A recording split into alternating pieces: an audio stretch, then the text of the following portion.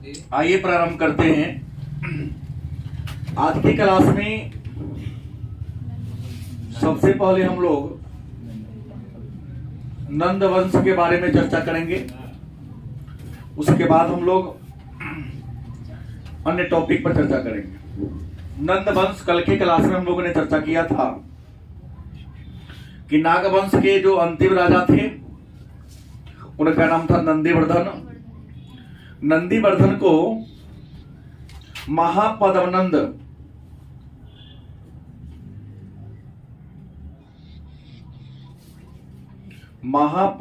नामक एक व्यक्ति ने पदच्युत कर दिया और महापद्मनंद ने नंदीवर्धन को पदच्युत करके नाग वंश के जगह पर मगध में एक नए राजवंश की स्थापना किया।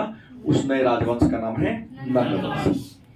नंद वंश के शासन काल की बात करें तो नंद वंश के राजाओं ने 344 ईसा पूर्व से 323 ईसा पूर्व तक क्या किया था? राज किया था।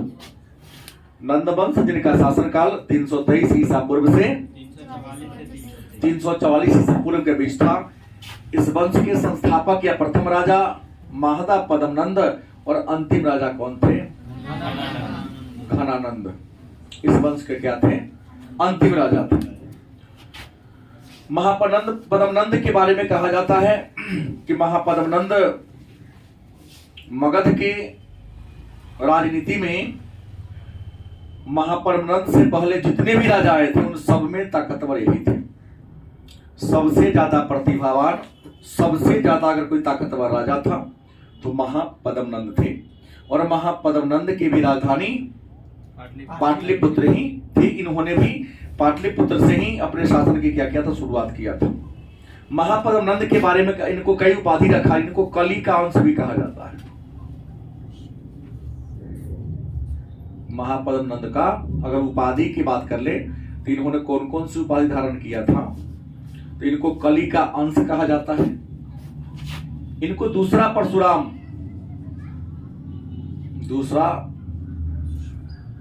परशुराम, अर्थात भार्गव,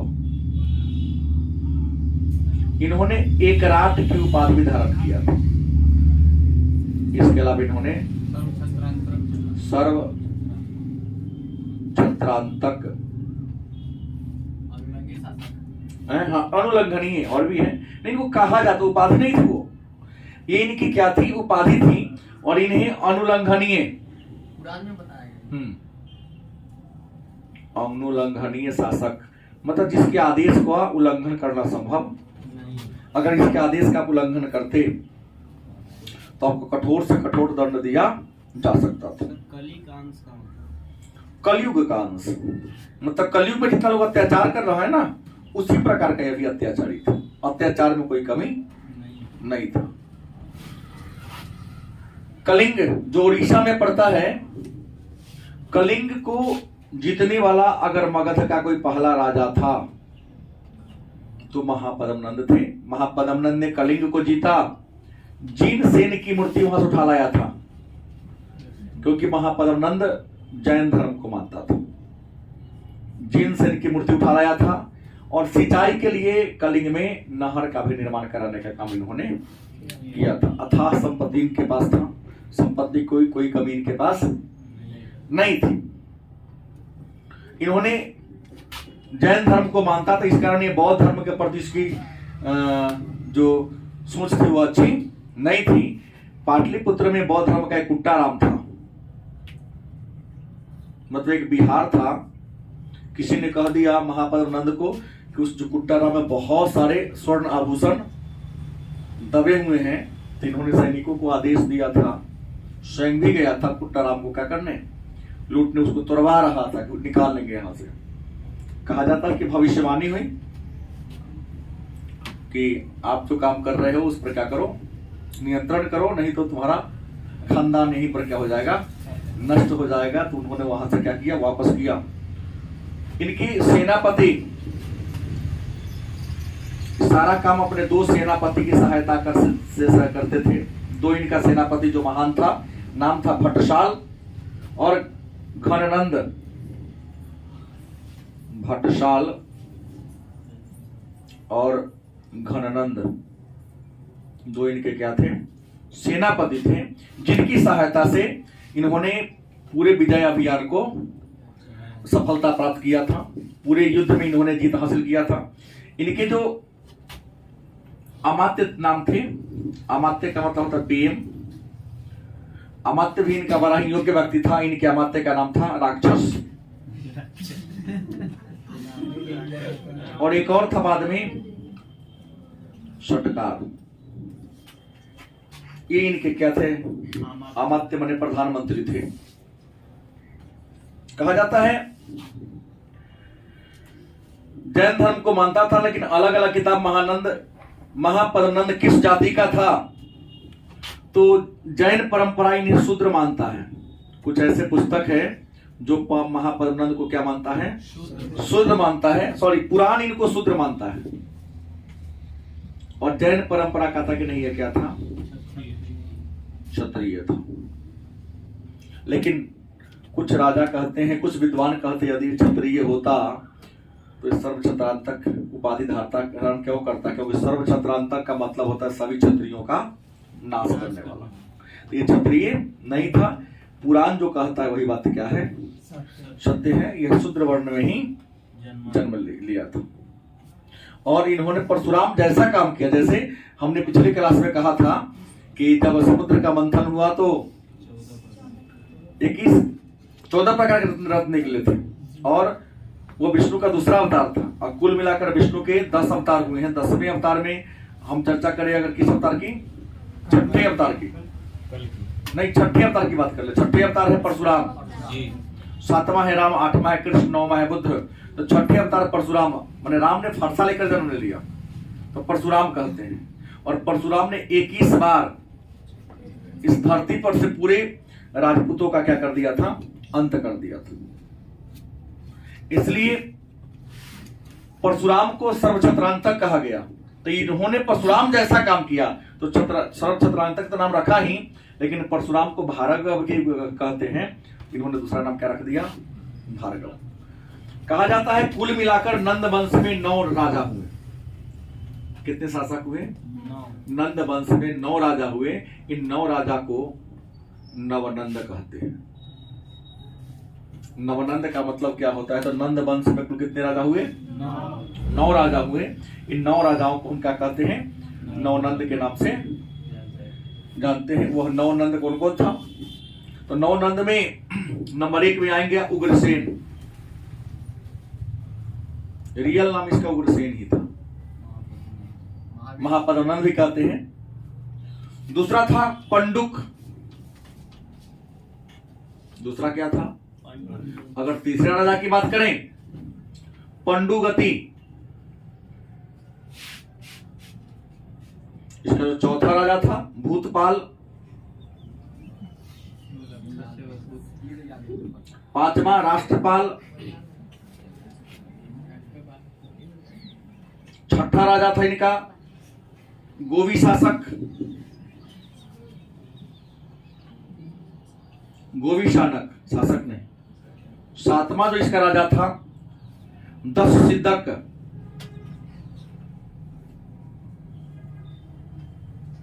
8वां राजा कैवर्त। और 9वां तो आप लोग जान ही रहे हैं, घना नंद। तो नंद वंश में कुल 9 राजा हुए। इन 9 राजाओं को सम्मिलित रूप से नवनंद के नाम से जानते हैं। और इसी घनानंद के शासन काल में विश्व विजेता सिकंदर उर्फ अलेक्जेंडर का इंडिया पर आक्रमण होता है। सिकंदर के बारे में कहा जाता है कि 356 ईसा पूर्व में सिकंदर का मेसिडोनिया या मकदूनिया राज्य में इनका जन्म हुआ था। इनके पिता का नाम था फिलिप, जो मेसिडोनिया का शासक थे। माता का नाम था ओलंपिया। और जिन सिकंदर ने राजनीति शास्त्र के पिता या जीव विज्ञान के पिता अरस्तु से शिक्षा प्राप्त किया था। चाणक्य इनके मित्र थे, क्योंकि चाणक्य जिन्हें कौटिल्य और विष्णुगुप्त के नाम से भी जानते हैं, उन्होंने भी अरस्तु से ही शिक्षा प्राप्त किया था, दोनों साथ में पढ़े थे। ईसा मसीह के पुत्री की माता मानसी। तो इनकी माता का नाम क्या था? ओलंपिया। इनका विवाह जिस लड़की से हुआ था उसका नाम था रेक्सोना। ये 20 वर्ष के हुए सिकंदर। तो इनके पिता फिलिप की क्या होती है? मृत्यु हो जाती है।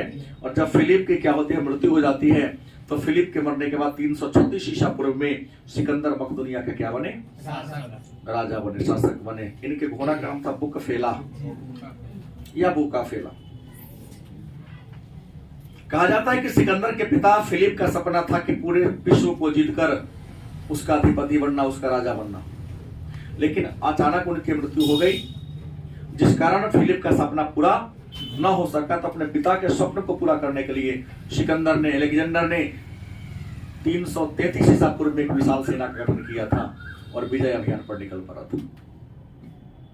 अनेक सारे देशों को, एशिया, अफ्रीका और यूरोप, 3 महादेश के कई देशों को, कई राजाओं को उन्होंने क्या किया था? पराजित किया था। कहा जाता है कि ऊंट पर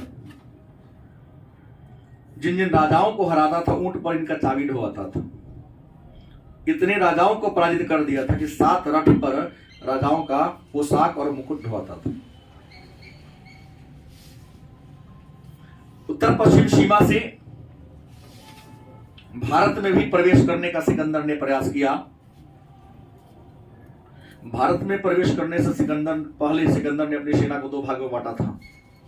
एक नियारकस के नेतृत्व में, एक दूसरा सेल्यूकस निकेटर के नेतृत्व में। क्योंकि नियारकस इनका क्या था? जल सेनापति था।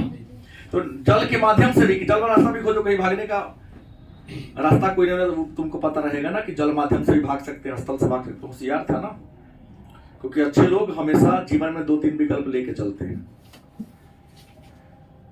तो जल सेनापति नियारकस था और ऐसे ही इनका मेन सेनापति सेल्यूकस निकेटर था। सिकंदर स्थल मार्ग से इंडिया में क्या किए? प्रवेश किए। और जब इंडिया में प्रवेश किए तो उस समय भारत के उत्तर पश्चिम सीमा पर लगभग 23 के आसपास छोटे बड़े क्या थे? राज्य थे। लेकिन उस सब में प्रभावी कौन था? आम्भी। किसी राजा ने सिकंदर का सामना करने का क्या किया था? प्रयास नहीं किया था। आम्भी तो नतमस्तक हो गया, जो तक्षशिला का उस समय राजा था। सिकंदर का सामना एक राजा ने किया था, नाम था पोरस। बड़ा ही छोटा राज्य था। चेनाब नदी के किनारे उनका राज था। घमासान युद्ध हुआ दोनों में, पोरस हार जाता है। पोरस और सिकंदर के बीच जो युद्ध हुआ था,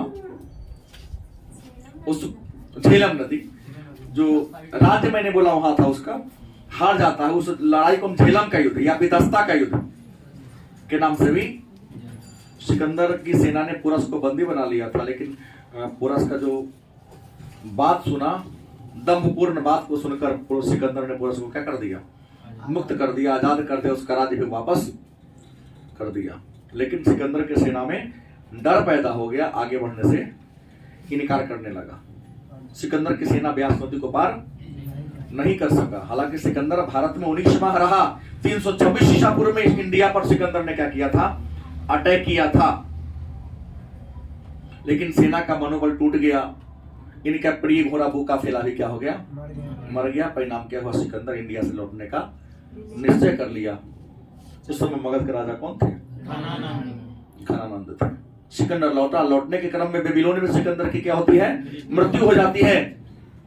और बेबीलोन में इनको दफनाया नहीं गया। सिकंदरिया नामक एक विश्व बाजार जो लाल सागर और भूमध्य सागर के मुहाने पर है, वहां पर इनको दफना दिया गया। मतलब जन्मा मकदूनिया में, मरा बेबीलोन में, दफनाया गया सिकंदरिया में। इंडिया में स्थल मार्ग से आया, स्थल मार्ग से लौट गया। और भारत के उत्तर पश्चिम सीमा पर जिन जिन राज्यों को सिकंदर ने जीता था, उन सारे राज्य का अधिपति अपने सेनापति सेल्यूकस निकेटर को क्या कर दिया? और ब्यास नदी का जो पश्चिमी किनारा है वो सिकंदर के राज्य की सीमा बन गई थी। तो सिकंदर का अटैक हुआ, उसमें घनानंद राजा था मगध का। सिकंदर का आक्रमण इंडिया पर होने वाला है, इस बात की सूचना चाणक्य, जिसको कौटिल्य या विष्णुगुप्त के नाम से भी जानते हैं, आकर घनानंद को दिया। लेकिन घनानंद स्वेच्छाचारी था, निरंकुश था, अताताई था, अपने ताकत के घमंड में चूर था। और चरित्र का भी यह विहीन था, और अपने पूरे जनता में अपने चरित्र विहीनता के कारण अपनी क्या बोलते हैं उसको, निरंकुशता के कारण अलोकप्रिय हो गया था। जनता इसे पसंद नहीं करती थी, क्योंकि जनता को हर बात पर यह परेशान किया करता था। इनको सूचना दिया किसने, चाणक्य ने, कि विश्व विजेता का स्वप्न लेकर सिकंदर इंडिया में आक्रमण करने वाला है। सलाह दिया कि जैसे भारत को प्रकृति ने 3 ओर से सुरक्षित कर दिया है, उत्तर में हिमालय, वहां से नहीं आएगा कभी वो। सिकंदर दक्षिण से भी नहीं आएगा, क्योंकि उसके जल सेना उतना स्ट्रॉन्ग नहीं है, और हिंद महासागर पश्चिम से भी नहीं आ सकता है, क्योंकि अरब सागर है, पूर्व से बंगाल की खाड़ी है। भारत का एक ही ऐसा एरिया है, कोना है, जहां खाली है, और वहां का जो राजा कोई ताकतवर नहीं है, और आप उत्तर भारत के सबसे प्रभुत्वशाली राजा हैं। आप उत्तर पश्चिम की सीमा पर जितने भी छोटे छोटे राज्य हैं सबको जीत कर मगध में क्या कर लो, मिला लो। गारंटी है कि सिकंदर भारत में क्या करेगा, प्रवेश। कहा जाता है कि घनानंद ने चाणक्य के बात को नहीं सुना और उनको अपमानित करके दरबार से धक्का देके क्या कर देता है, निकाल देता है। यहीं पर चाणक्य ने, हाँ, कुछ लोग लिखते हैं कि सीखा। पंडित लोग पहले बात थोड़ी ना रखते थे, आज की तरह मुर्गा कटे या कटोरा कटे। हाँ, पहले तो पूरा बाल होता ही नहीं था, बस सीखा हुआ करता था। किसी ने सीखा रख के खींच दिया, इनका सीखा खुल गया, प्रण किया था ये सीखा तब बंधेगी जब नंद का समूल नाश मैं करूंगा। और यही प्रण लेकर कौन, चाणक्य घनानंद के दरबार से निराश होकर तक्षशिला की ओर बढ़ने लगा। इसी बढ़ने के क्रम में एक जंगल में एक छोटे से बालक की मुलाकात होती है। उस बालक का नाम था चंद्रगुप्त मौर्य। इस बालक से मुलाकात होती है। ये बालक कोई और आम बालक नहीं था। इस बालक के बारे में कहा जाता है कि घनानंद के अधीन काम करने वाले एक छोटे सामंत, जिनका नाम था सूर्यगुप्त, जो पिपली वंश के राजा था, मौर्य कुल में पैदा हुआ था। सूर्यगुप्त की 2 पत्नी थी, बड़ी पत्नी का नाम था मुरा, बड़ा ही सुंदर थी। तो उस मुरा को प्राप्त करने के लिए घनानंद ने सूर्यगुप्त को किसी षड्यंत्र में हत्या करवा दिया था और मुरा से विवाह करना चाहता था। उसी मुरा का बेटा कौन था, मुरा ने इसे विवाह नहीं किया तो मुरा को घनानंद ने जेल में डलवा दिया कि जिस दिन तुम शादी करने को तैयार हो जाओगे उस दिन बड़ी सम्मान, राजकीय सम्मान के साथ जेल से निकाला जाएगा। लेकिन मुरा को एक बेटा था पहले से, शादी तो नहीं की, लेकिन अपने दासी को दे दी अपने बेटा को क्या करने के लिए, परवरिश करने के लिए। बेटा को बैठ जाओ दे दी उस दासी ने। वो अपने भी नहीं पाली, वो दासी भी किसी अन्य को दे दी, तुम परवरिश कर दो। वही जंगल के रास्ते से जा रहा, तो वही बच्चा अपने कुछ बच्चों मित्रों के साथ खेल रहा था। खेल का नाम था राजकिल्लम का खेल। कौन खेल खेल रहा था, राजकिल्लम का खेल खेल रहा था। मतलब कोई राजा बन गया था, कोई मंत्री बन गया था, अलग अलग व्यक्ति अलग अलग पद पर बनकर छोटा मोटा अपना नहीं, आप लोग तो ऐसे खेल रहा था। चाणक्य वहां बहुत देर बैठकर विश्राम के रुका, देखा कि कौन सा खेला है। चाणक्य को लगा कि जो खेला खेल रहा है यह खेल तो राजा महाराजा ही खेलते हैं, जरूर यह बच्चा किसी राजा का होगा, क्योंकि इंसान का गुण उसके खून के अनुसार होता है। आपका एक्टिविटी तय करके सिद्ध कर देगा नहीं, क्योंकि आपके वृत्ति से आपके खानदान तय हो जाता है। अच्छे विचार आपके मान सम्मान, पारिवारिक मान सम्मान को बढ़ा देता है, गलत आवाज भी आपके माता पिता के नाम को बुरा देता है। खेलने के तरीका से चाणक्य पहचान गया है किसी न किसी राजा का बेटा है। परिचय पूछा तो उल्टा परिचय दिया, क्योंकि बच्चा को थोड़ी ना पता था कि हम किसी राजा के बेटा है। लकड़हारा को बताया, लकड़हारा से चाणक्य ने बच्चा को मोल लिया, खरीद लिया, क्योंकि लकड़हारा देने को तैयार नहीं था। क्योंकि मैं बार बार क्लास में बोलता हूं, गरीबी का मूल कारण गरीब की सोच होती है। दिन भर अगर 500 कमा लेगा ना तो शाम में 300 ताड़ी में उड़ा देगा वो।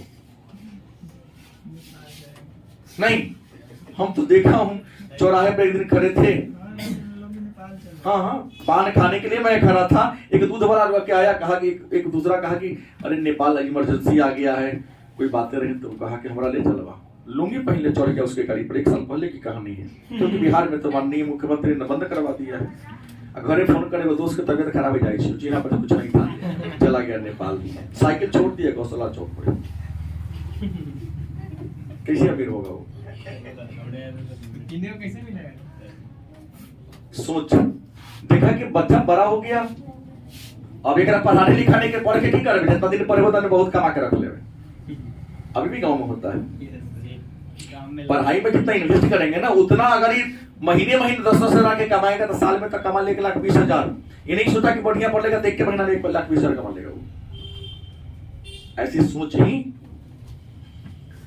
राजगिलम के खेल खेलते हुए देखा तो लगा कि इसमें जज्बा है जो हमारे टीके को बनवा सकता है। बच्चा को खरीद लिया, मोल लिया और ले गया कहां? तक्षशिला विश्वविद्यालय में, क्योंकि चाणक्य तक्ष जाति के तो ब्राह्मण थे, लेकिन तक्षशिला विश्वविद्यालय में राजनीति शास्त्र के प्रोफेसर थे। वहां ले जाकर युद्ध नीति, राजनीति, कूटनीति, मैंने शस्त्र और शास्त्र दोनों प्रकार की विद्या सिखा दिया। हालांकि अभी अटैक हुआ नहीं था सिकंदर का, और आभास इनको हो गया था कि अटैक करवे करेगा, और कुछ महीनों के लिए या कुछ दिनों के लिए सिकंदर की सेना में इनको प्रशिक्षण भी दिलवाया, लेकिन सिकंदर से विचार नहीं मिला। तो सिकंदर ने चाणक्य को चंद्रगुप्त मौर्य को मारने का आदेश दे दिया कि कौन है जो मेरे विरुद्ध आवाज ऊंची बोल देता है। खून तो राजे का था ना। भाग आया, और जब सिकंदर लौट गया तो चंद्रगुप्त मौर्य अपने गुरु, क्योंकि पढ़ाया था, चाणक्य की सहायता से कहां पर अटैक किया? मगध पर अटैक किया। प्रारंभिक बार में हर बार चंद्रगुप्त मौर्य और चाणक्य को मिली असफलता मिली, लेकिन बार बार असफल होने के बाद चाणक्य परेशान हो गया कि शायद हम मगध को जीत नहीं पाएंगे। लेकिन यहीं पर एक घटना घटी। घटना क्या घटी कि चाणक्य हारने के बाद निराश होकर जंगल के किनारे छुपा हुआ था। एक बच्चा अपने घर के बाहर भोजन कर रहा था, और बच्चे का जानते हैं कि अगर थाली हो, थाली में माँ अगर चावल दे तो बीच में चावल रखाता है, और बच्चा का गुण है खाते खाते ना खाएगा, बीच में अटैक करेगा। एक बार में क्या रहेगा, पूरा उठेगा, एक बार में जाएगा नहीं। लेकिन बीच में तो कोई बात, चावल है कुछ वो गर्म होता है, हाथ चलता था, चिल्लाया कि मम्मी हाथ पक रहा है। उसकी माँ ने कही कि किनारे किनारे से खाओगे तो हाथ भी नहीं पकेगा, पेट भी क्या हो जाएगा, भर जाएगा। चाणक्य को इस बात से प्रेरणा मिली। देखिए, एक बहुत बड़े विद्वान ने कहा कि कोई किसी का टीचर नहीं होता, कोई किसी का गुरु नहीं होता है। अगर तुम सीखना चाहो तो पूरा प्रकृति ही आपका गुरु है। अगर सीखने का मन हो तो क्या मन सीखा ना, किसी को देखा सिगरेट पीते तो सीखा। जल्दी बोले, कहे नहीं बोलेंगे। हम तो बेइज्जत करने मजा आता है, हमको भी सुन के मजा आता है कि हम नहीं करेंगे। हाँ, इतना ना कर दो कि अगली बार गलती करने का अवसर ही नहीं मिले। अच्छा है, नाम हो गया इसका, प्रचार मैं कर दिया। तो मैंने कहा कि चाणक्य को यह मिला कि नहीं, हमारे अंदर कुछ में क्या है, खोट है। क्योंकि बच्चा को माँ ने सिखाया कि बीच में खाओगे तो क्या होगा, गर्म है, हाथ जलेगा, पेट नहीं भरेगा, हाथ जल जाएगा, खाते खाते खाओ। मेरे पास सेना कम है और घनानंद तो बहुत ताकतवर है, हम डायरेक्ट उसके मगध राजधानी पाटलिपुत्र पर अटैक करते हैं। क्या करते हैं? कोई भी चीज जैसे चावल केंद्र में गर्म होता है, हर चीज सेंटर में बहुत ताकतवर होता है। चाणक्य ने प्रेरणा लिया और अपने पूरी सेना को मगध के चारों ओर क्या कर दिया, नहीं, और चारों ओर से अटैक करवा दिया शुरू। छापामार युद्ध की तरह, मार के भाग जाओ, ढेला फेंको भाग जाओ, ढेला फेंको भाग जाओ। नहीं है, पावर प्ले खत्म करवाना था उन्हें। वो क्रिकेट मैच में होता है ना पावर प्ले, कुछ 5 ओवर या 6 ओवर या 10 ओवर का पावर प्ले होता है। सारा ये जो प्लेयर होते हैं बैट्समैन के मेरे ख्याल से 10 मीटर का अगल बगल में होता है, 30 गज कर ले 30 गज। मैं क्रिकेट नहीं जानता हूं लेकिन अगल बगल में होता है। और जैसे ओवर खत्म होता है पावर प्ले का, बाउंड्री पकड़ लेता है। तो इन्होंने चारों तरफ से अटैक करवाना शुरू कर दिया। सारा सेना जो राजधानी की सुरक्षा कर रहा था, राजा की सुरक्षा कर रहा था, कहां गया? बाउंड्री पर आ गया, सीमा पर आ गया। ऐसे भी आपने कहा कि घनानंद अलोकप्रिय हो चुका था, जनता का घनानंद पर से भरोसा टूट गया था। जनता चाह रही थी कि कोई परमात्मा के रूप में पाटलिपुत्र में उत्पन्न हो। नहीं, ऐसे भी हमने तो गीता में पढ़ा, यदा यदा हि धर्मस्य ग्लानि भवति भारतः अभ्युत्थानम अधर्मस्य तदात्मानं सृजाम्यहम्। अधर्म का राज जब जब बढ़ता है ना, परमात्मा किसी न किसी रूप में क्या लेते हैं? अवतार लेते हैं, और अवतार लेकर अत्याचारी के अत्याचार को दमन कर देते हैं। यही तो वैष्णव धर्म की विशेषता है, अवतारवाद। परमात्मा विष्णु तब अवतार लिए हैं जब किसी का अत्याचार बढ़ा। तो यहां मगध के अत्याचारी राजा घनानंद से जनता के मुक्त कराने के लिए परमात्मा ने किसे भेज दिया? चंद्रगुप्त मौर्य और चाणक्य को भेज दिया। 323 ईसा पूर्व की कहानी है। सारा सेना जब अगल बगल में हुआ तो बीच में अकेला चंद्रगुप्त मौर्य जाता है, राजधानी में घुसकर घनानंद की क्या कर देता है? हत्या कर देता है। कुछ सभासद थे लेकिन विरोध किसी ने, क्योंकि सबकी इच्छा थी कि किसका अंत होना चाहिए? घनानंद का अंत होना चाहिए।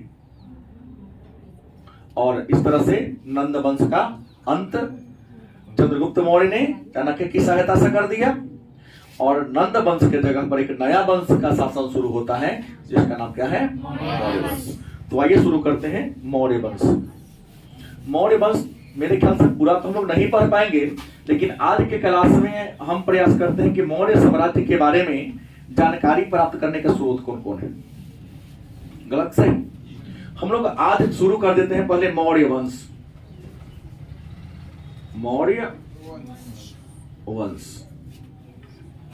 अभी हमने कहा कि मौर्य वंश की स्थापना जिस व्यक्ति ने किया उस व्यक्ति का नाम था चंद्रगुप्त मौर्य। और चंद्रगुप्त मौर्य ने मौर्य वंश की जो स्थापना किया, कैसे किया? तो नंद वंश के अंतिम राजा घनानंद की हत्या करके किया।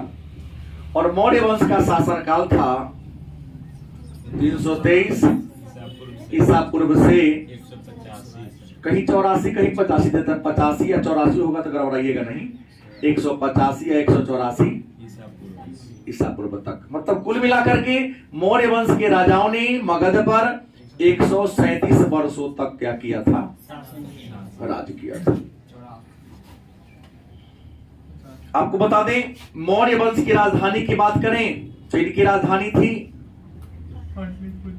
पाटलिपुत्र। क्या थी?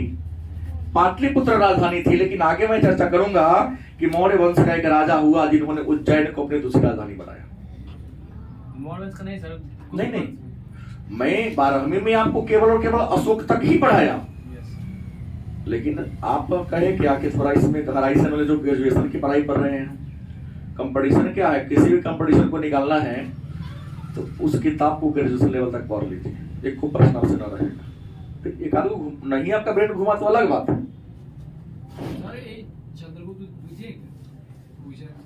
दशरथ आने दीजिए ना, अभी धैर्य रखिए थोड़ा सा, पूरा फिल्म अभी खत्म होगा तो मजा क्या आ जाएगा कल। तो हमने कहा 137 वर्षों तक राज किया। राजधानी कहाँ थी? मेन पाटलिपुत्र। हमने कहा एक छोटा राजा जिसने बनाया था। इसके पीछे कई रीजन थे। मौर्य साम्राज्य का बंटवारा हो गया था, तब हुआ था ऐसा। तो पाटलिपुत्र राजधानी थी। अगर इनकी राजकीय भाषा की बात करें तो भाषा क्या थी? प्राकृत की पाली, प्राकृत भाषा थी। लिपि क्या थी? मौर्य वंश की लिपि क्या थी? ब्राह्मी लिपि थी। प्राकृत भाषा मिला है अशोक का भी। तो इनकी मौर्य साम्राज्य की भाषा प्राकृत लिपि क्या थी? ब्राह्मी थी। मौर्य वंश की स्थापना चंद्रगुप्त मौर्य ने किया था। और इस वंश के जो अंतिम राजा थे वो कौन थे? बृहद्रथ इस मौर्य वंश के क्या थे? अंतिम राजा थे। तो इस बात को यदि हम जान गए तो हमें जानना यह है कि जानकारी के स्रोत, जानकारी के। आपको बता दें, अगर आपसे प्रश्न करे भारत का सबसे प्राचीन साम्राज्य अगर कोई है तो वह मौर्य साम्राज्य है। कहो कि भाई आपकी इससे पहले आपने नंद वंश पढ़ाया, नाग वंश पढ़ाया, हर्यक वंश पढ़ाया, तो हमने वंश पढ़ाया लेकिन मौर्य वंश नहीं। हमने लिखा जरूर है लेकिन मौर्य साम्राज्य पढ़ते किताब में क्या मिलेगा? मौर्य साम्राज्य मिलेगा।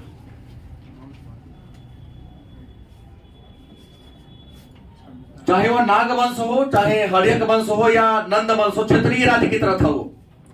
संपूर्ण उत्तर भारत पर वह सत्ता स्थापित नहीं कर सका था, लेकिन मौर्य वंश पहला आया, मौर्य साम्राज्य पहला आया, जिन्होंने संपूर्ण उत्तर भारत को जीत कर एक राजनीतिक सूत्र में बांधने का काम किया। तो अपने भारत का अगर कोई पहला साम्राज्य है या सबसे प्राचीन साम्राज्य का नाम आएगा तो नाम क्या होगा? मौर्य साम्राज्य का आएगा। किसका आएगा?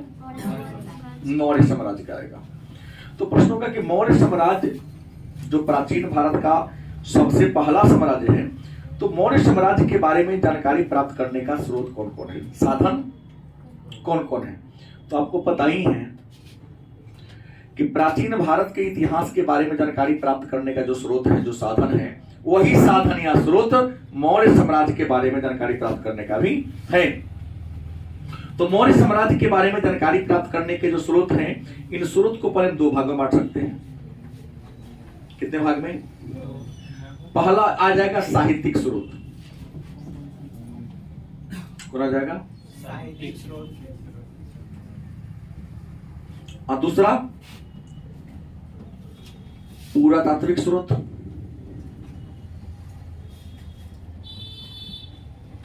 आ जाएगा। मौर्य साम्राज्य के बारे में जानकारी प्राप्त करने के स्रोत की बात करें तो पहले साहित्य। साहित्य माने होता है पुस्तक। इसमें धर्म का भी पुस्तक आ सकता है और लौकिक साहित्य भी आ सकता है। लौकिक साहित्य मतलब क्या? तो धर्म से जुड़ा हुआ ना हो, इतिहास, भूगोल, राजनीति की जो पुस्तक होता है उनको हम लौकिक साहित्य के नाम से जानते हैं। और पुरातात्विक स्रोत का मतलब होता है, आप बड़े हैं इसलिए लिखना उचित नहीं है, आप समझ रहे हैं कि धरती की खुदाई करने से जो पुराना सामान हमें मिलता है, धरती की यदि हम खुदाई करें तो कुछ ना कुछ प्राचीन वस्तुएं हमें मिलेगी, तो उन प्राचीन वस्तु को क्या कहते हैं? पुरातत्व कहते हैं। पुरातत्व में हड्डी, सिक्का, स्मारक, क्या जी, मिट्टी के बर्तन, कुछ भी आ सकता है। धरती खनेंगे जो मिल गया, क्या बात रेहान? आलू भी निकलता है धरती खनने से, नहीं उसको नहीं शामिल करना है। हाँ, तो धरती की खुदाई करे, प्रकृति के द्वारा दिया गया चीज को छोड़कर जो मानव ने जिसका यूज किया है और मिट्टी के नीचे क्या हो गया हो? दब गया हो, और पुनः बाद में उसको हम खनते हैं, जो हमें मिलता है उसी को पुरातत्व। जो मानव सभ्यता से, मानव परंपरा से जुड़ा हुआ चीज जो मिट्टी के नीचे से हमें प्राप्त होता है उसको पुरातत्व की श्रेणी में आता है। और पुरातत्व के बारे में जानकारी देने वाले विद्वान को पुरातत्ववेत्ता या पुरातत्वविद के नाम से नहीं। और भारत में पुरातत्व विभाग की स्थापना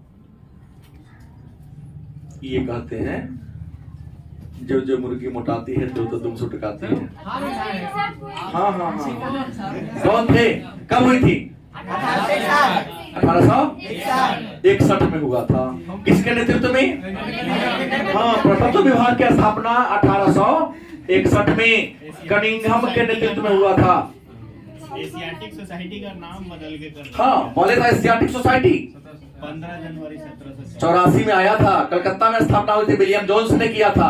उसी काम तो वही था, नाम बदल गया। जैसे हमारे माननीय मोदी जी ने योजना आयोग को कर दिया, नीति आयोग पूरा इन्होंने कर दिया।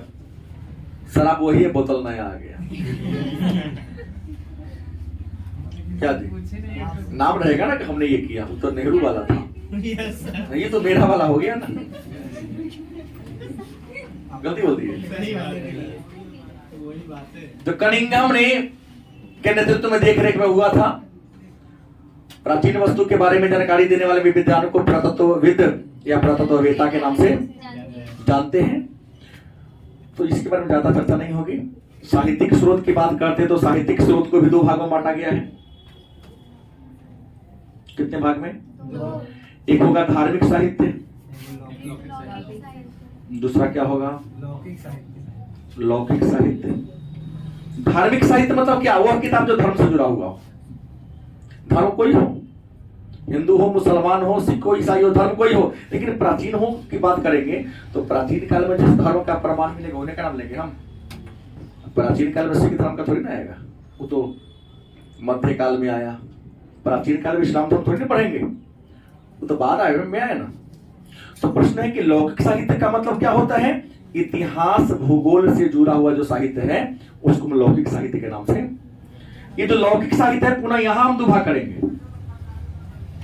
एक देसी, दूसरा क्या होगा? धार्मिक साहित्य का भी बंटवारा कर सकते, कोई दिक्कत नहीं है। प्राचीन भारत में 3 धर्म थे, माने मुख्य था। एक ब्राह्मण धर्म, इसको वैदिक धर्म भी कह सकते हैं, दूसरा के जैन धर्म भी आया था, तीसरा क्या आया था? तो विदेशी में क्या होगा कि विदेशी विद्वान ने भी मौर्य साम्राज्य के बारे में लिखा है। अन्य के नाम आप जानो या ना जानो, आपने मेगास्थनीज का नाम सुना होगा। मेगास्थनीज जो सिकंदर के सेनापति सेल्यूकस निकेटर के द्वारा चंद्रगुप्त मौर्य के दरबार में भेजा गया क्या था? राजदूत था, जो उन्होंने चंद्रगुप्त मौर्य के दरबार में लगभग 304 ईसा पूर्व से 299 ईसा पूर्व तक रहा। गलती बोला? डेट आपको नहीं पता रहा होगा, क्योंकि 305 में तो सेल्यूकस निकेटर और चंद्रगुप्त मौर्य के बीच युद्ध हुआ। तो लड़ाई के बाद संधि हुआ तो सेल्यूकस निकेटर ने कहा कि हमारा साम्राज्य ले लो और बेटी से ब्याह कर लो, लेकिन 500 हाथी दे। हमारा यहाँ हाथी नहीं है। क्यों हाथी दिया? क्योंकि उसके यूनान में हाथी नहीं है, और मगध में तो जंगल ही जंगल था, हाथियों का क्या था? भंडार था। इसने 500 हाथी दिया तो उसने 4 गो राज्य दे दिया जो भारत उत्तर पश्चिम सीमा पर था। इतना ही नहीं, अपनी बेटी हेलेना से चंद्रगुप्त मौर्य का विवाह करा दिया और अपने यूनान का महान दार्शनिक, महान विद्वान सेल्यूकस निकेटर को अपना राजदूत बनाकर, मेगास्थनीज को अपना राजदूत बनाकर चंद्रगुप्त मौर्य के दरबार में भेज दिया। 304 ईसा पूर्व से 299 ईसा पूर्व तक मेगास्थनीज चंद्रगुप्त मौर्य के दरबार में रहा और अपनी आंखों देखा कि जो जो व्यवस्था थी वहां पर उन सारी बात को व्याख्या करता था और एक किताब में लिखता था। उस किताब का नाम क्या था? इंडिका। क्या नाम था? इंडिका। तो मौर्य साम्राज्य के बारे में जानकारी प्राप्त करने का जो विदेशी स्रोत होगा, हम ज्यादा चर्चा नहीं करेंगे, किताब का नाम लेंगे। नाम क्या होगा? नहीं, अब देसी की बात करते, देसी में तो बहुत है, नहीं है। इनमें सबसे अगर महत्वपूर्ण की बात होगी तो हम नाम लेंगे किसका? अर्थशास्त्र का। चाणक्य के द्वारा लिखा गया पुस्तक है संस्कृत भाषा में। 115 अधिकरण, 15 अधिकरण, 180 प्रकरण है, 6000 श्लोक वाला किताब है, संस्कृत भाषा में लिखा गया है। माने अर्थशास्त्र में कितने श्लोक हैं? 6000 श्लोक हैं, 15 अधिकरण, 180 प्रकरण है, संस्कृत भाषा में लिखा गया है। चाणक्य ने लिखा है, और वही चाणक्य जिन्हें कौटिल्य और विष्णुगुप्त भी कहते हैं और जिनकी सहायता से चंद्रगुप्त मौर्य ने मौर्य वंश की स्थापना किया। उसने तो जो लिखा होगा सत्य ही लिखा होगा ना।